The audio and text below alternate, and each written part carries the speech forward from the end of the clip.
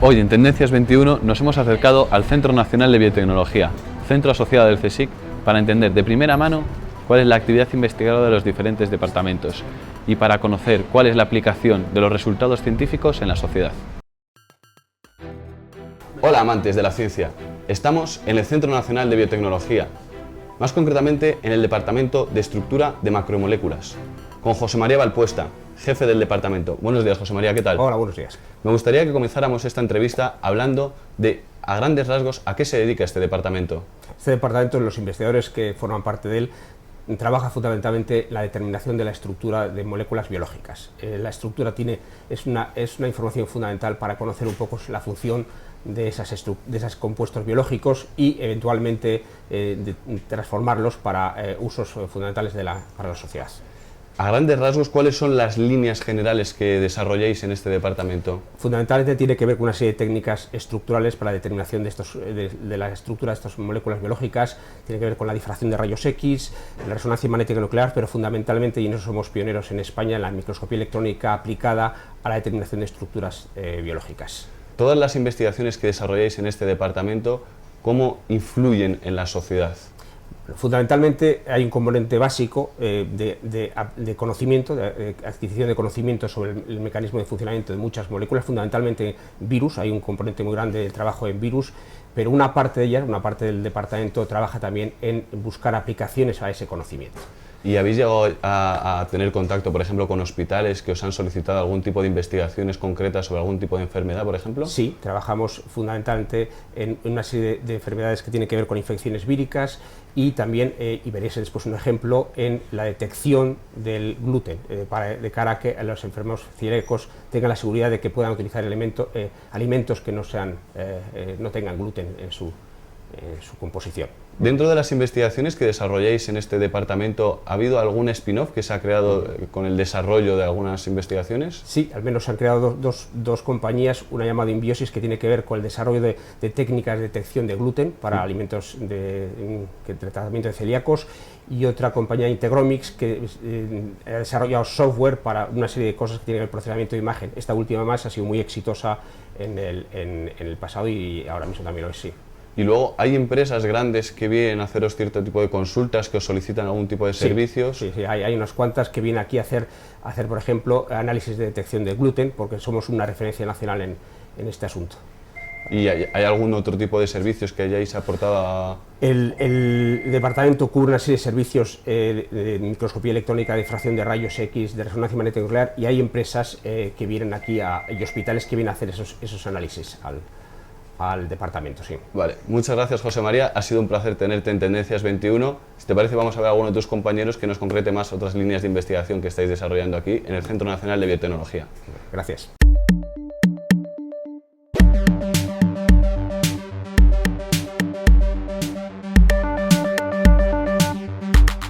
Estamos con Alberto Paladela, responsable del grupo de proteómica dentro del Departamento de Estructura de Macromoléculas. Buenas, Alberto, ¿qué tal? Hola, ¿qué tal?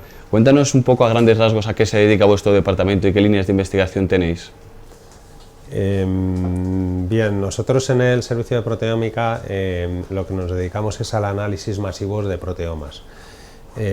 Para entenderlos y para resumir muy rápido, un proteoma, digamos, es el conjunto de proteínas que se expresan en un determinado organismo, en un tejido, en un órgano, etcétera. Entonces, la proteómica lo que busca es realizar una aproximación masiva al estudio de este proteoma, en lugar de las aproximaciones basadas en técnicas más antiguas que esencialmente se centraban en caracterizar las proteínas una por una. El laboratorio es esencialmente un servicio donde damos servicio principalmente a grupos que provienen de la academia, bien del Consejo Superior de Investigaciones Científicas, también de la universidad o de otro tipo de institutos públicos, hospitales, etcétera, pero también trabajamos para empresas. Funcionamos en un régimen normalmente de servicios, es decir, el usuario nos paga por los servicios que nosotros le prestamos a la hora de caracterizar sus muestras, pero también llevamos a cabo colaboraciones y luego tenemos proyectos propios. En cuanto a los proyectos que ahora mismo estamos llevando nosotros propios en el laboratorio, pues yo diría que tenemos un número bastante alto, pero me gustaría concentrarme en 3 proyectos. De manera muy resumida, el laboratorio participa en el proyecto Human Proteome HPP, ¿vale?, en el cual de lo que se trata es de caracterizar de manera sistemática y masiva todas las proteínas que en principio se codificarían a partir de los genes que están presentes en los distintos cromosomas. Otro proyecto muy interesante que estamos llevando a cabo es, y que bueno, tiene un recorrido porque llevamos ya una serie de años realizándolo, es el análisis de los péptidos que se unen a las moléculas de clase del complejo mayor de histocompatibilidad de clase 1, donde, bueno, pues como ya he dicho, ya tenemos un recorrido y ahora sobre todo estamos muy interesados en determinar cuáles son los péptidos modificados que presentan estas moléculas de clase 1, sobre todo péptidos fosforilados.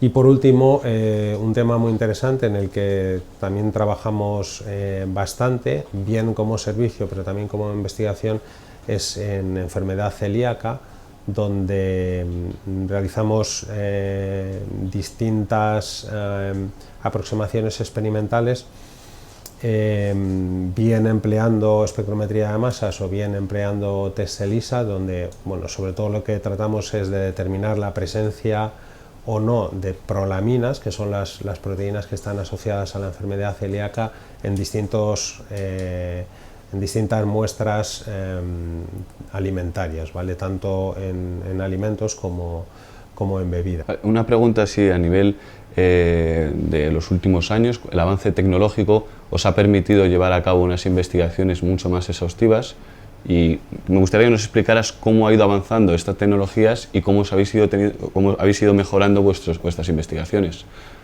Bien, esencialmente en proteómica, como yo diría que en general en la mayor parte de las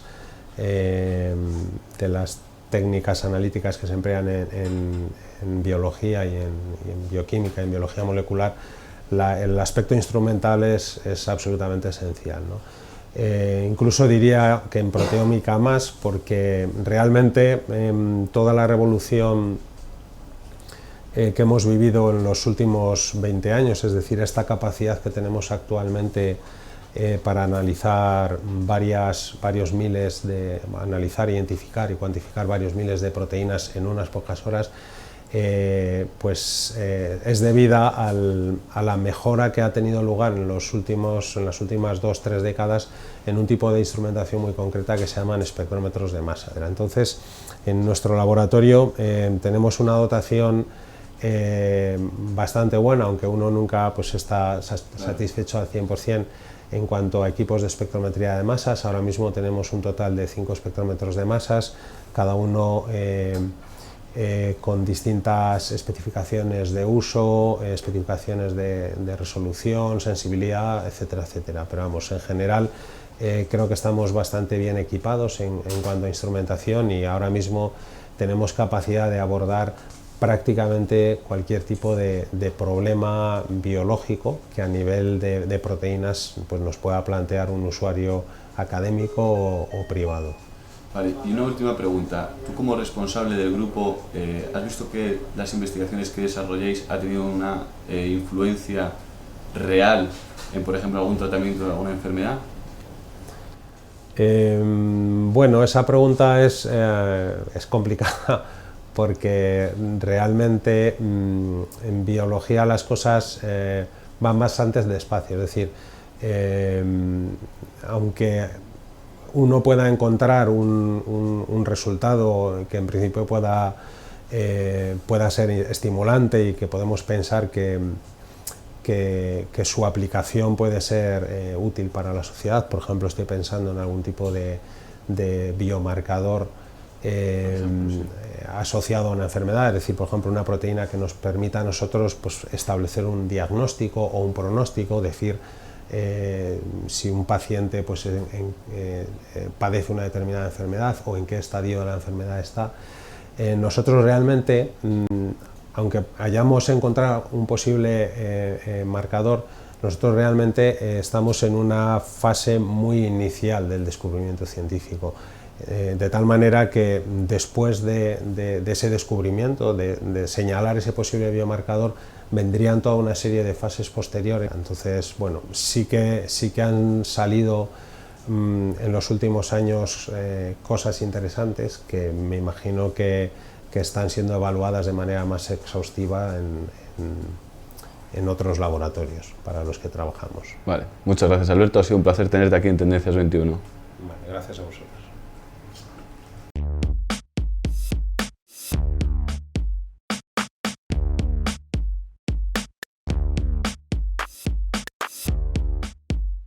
Hola, Fernando Moreno, director del Grupo de Investigación de Biofísica Molecular. ¿Qué tal?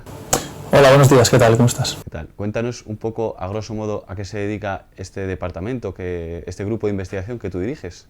Bueno, nosotros desarrollamos y empleamos tecnología de molécula individual para estudiar interacciones entre ADN y proteínas que están involucradas en procesos de reparación de ADN y en organización de cromosomas. ¿Y eso, más o menos, qué aplicación puede tener para que alguien que no tenga conocimientos en este sector pueda entender esto, para qué se utiliza? En principio nuestra investigación es básica, lo que queremos es entender cómo interaccionan estas proteínas con el DNA. Eso no significa que pueda llevar a unos resultados prácticos. De hecho, pues algunos de nuestros desarrollos pues están ahora en una fase de evaluación comercial para ver si tienen realmente una aplicabilidad como técnica comercial. Cuéntanos, ¿qué es lo que tenemos aquí delante? Vale, este es un instrumento que hemos desarrollado nosotros en el grupo, son unas pinzas magnéticas que consisten en un microscopio óptico invertido que tiene una iluminación LED roja que puedes ver aquí. ¿Para qué sirve esta iluminación LED? ¿Perdona? La iluminación es para proporcionar luz al plano, a la celda donde ocurren los experimentos y poder observar la imagen en una cámara que es esta que tienes aquí. Sí. Entonces obtenemos imágenes ópticas con esta cámara de partículas magnéticas, por eso se llaman pinzas magnéticas. El microscopio tiene un par de imanes que nos permiten ejercer fuerzas sobre estas partículas magnéticas que unimos a moléculas de ADN. Entonces, con estos imanes podemos tirar de estas moléculas de ADN y podemos medir su extensión como función del tiempo para una determinada fuerza. Y luego los resultados de estas imágenes que capta la cámara se verían en un ordenador, por ejemplo. Exacto, estas imágenes se proyectan en un ordenador y tiene un software que también hemos desarrollado nosotros que nos permite localizar cada una de estas partículas magnéticas y medir su posición en tiempo real. O sea que todo este conjunto, tanto el microscopio como el software para poder analizarlo, lo habéis diseñado vosotros. Sí, hay otros grupos en el mundo que emplean este tipo de tecnología y como no es comercial, pues cada grupo tiene que desarrollar su propia estrategia para poder fabricar o producir este tipo de aparatos. ¿Y más o menos cuánto tiempo habéis podido tardar en diseñar este microscopio? Bueno, este microscopio hemos tardado 2 o 3 años en emplearlo. En fabricarlo, diseñarlo y emplearlo para nuestros experimentos. ¿Y vosotros os podíais basar en algún otro tipo de microscopio que ya estuviera o habéis tenido que diseñarlo todo desde cero? En investigación no está solo en el mundo, sino que trabaja en un contexto global, donde hay otros grupos que desarrollan su propio equipamiento, publican sus resultados en revistas científicas y entonces pues todos nos nutrimos de estos desarrollos que realiza otra gente. De forma que uno puede pues, implementar cosas nuevas o usar simplemente el desarrollo que ha hecho otras personas, etcétera. O sea que esto no surge de la nada, claro, sino que es el desarrollo de muchos años de investigación de muchos grupos en el mundo. Vale. Muchas gracias, Fernando, por habernos explicado el microscopio, ya que se dedica a vuestro departamento. Ha sido un placer. Muchas gracias a vosotros. Buenas, José María Carazo, jefe de la unidad de biocomputación. Cuéntanos a qué se dedica vuestro departamento. Bueno, nuestro departamento es el Departamento de Biología Estructural. Concretamente, dentro del departamento nosotros trabajamos en el área de la imagen, en la capacidad de obtener información estructural a partir de imágenes, muchas veces de microscopía electrónica, y también en temas relacionados con cómo predecir información estructural a partir de muchos otros datos biológicos. ¿Y para qué se pueden utilizar estas imágenes que vosotros podéis analizar? El objetivo último de nuestro análisis es partir de las imágenes de microscopía y de ahí llegar a una estructura tridimensional que sea cuantitativa, es decir, llegar a obtener conocimiento preciso de cómo están organizados en el espacio los átomos que forman una molécula. ¿Cualquier tipo de molécula estudiáis o estudiáis moléculas más concretas? Bueno, nuestra aproximación es muy metodológica, con lo cual realmente es aplicable a cualquier tipo de macromolécula biológica. Claro, pero vosotros en concreto podéis llegar a utilizar unas o siempre usáis, Trabajamos con muchísimos ejemplos, trabajamos con muchos casos de virus, trabajamos con muchos complejos macromoleculares que son claves en la función de la célula en muchísimos aspectos. ¿Y vuestras investigaciones son más teóricas o tienen alguna aplicación para la sociedad? Nuestras investigaciones son muy aplicadas, es decir, realmente tenemos una parte de matemática seria, pero después lo que llevamos a producir es un software y ese software se pone en el dominio público, ese software hace que miles de investigadores en todo el mundo puedan llevar a cabo una serie de investigaciones muy concretas. Me gustaría también que me contaras cómo estáis colaborando en la puesta en marcha del microscopio electrónico de transmisión de alta resolución. A nivel internacional, ¿este microscopio qué supone?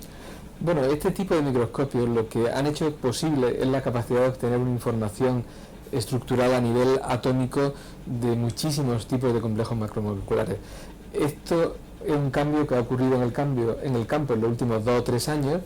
Y este tipo de microscopios, que se caracterizan por una gran estabilidad y por tener una capacidad de adquisición de imágenes con muy poco ruido, pues básicamente lo que están haciendo es eso, es decir, tener imágenes de macromoléculas y tener la resolución casi para ver átomos. ¿Y dentro de qué campo se puede utilizar este tipo de microscopio? Este tipo de microscopios son muy polivalentes, se pueden utilizar para prácticamente todos los temas en el cual haya macromoléculas biológicas y queramos entender la estructura de esas macromoléculas biológicas. O sea, es una tecnología nueva que permite a los grupos de investigación desarrollar investigaciones con mucha más efectividad y en menos tiempo. La palabra efectividad es muy buena, porque lo que permite a esos grupos es la capacidad de conocer en 3 dimensiones en el espacio realmente cómo son esos complejos, esas proteínas con las que posiblemente lleven años trabajando. Entonces, este tipo de microscopios, la matemática, el software detrás de todo esto, lo que hace posible es conocer a un nivel muy íntimo cómo es esa proteína, cómo realmente puede llevar a cabo su función en determinadas circunstancias y cómo quizás puedas también ver una cierta interferencia en condiciones quizás de una cierta patología. Y este microscopio que tenéis aquí, que estáis ahora mismo poniéndolo en marcha, ¿es un microscopio que tienen todos los laboratorios, que está, digamos, en todos los centros de investigación que trabajan con este tipo de sectores, o es algo bastante innovador? No, es muy innovador, es el primer microscopio de este tipo en España, y para que lo tengamos ha sido necesario la conjunción, pues, tanto de una aportación financiera del Ministerio, como una aportación financiera de este centro, como una aportación financiera de una empresa a través de todo nuestro desarrollo de software, que es realmente muy importante y clave para el futuro de estos microscopios. Muchas gracias, José María, por haber estado aquí en Tendencias 21, ha sido muy interesante todo lo que nos has contado. Pues gracias a vosotros.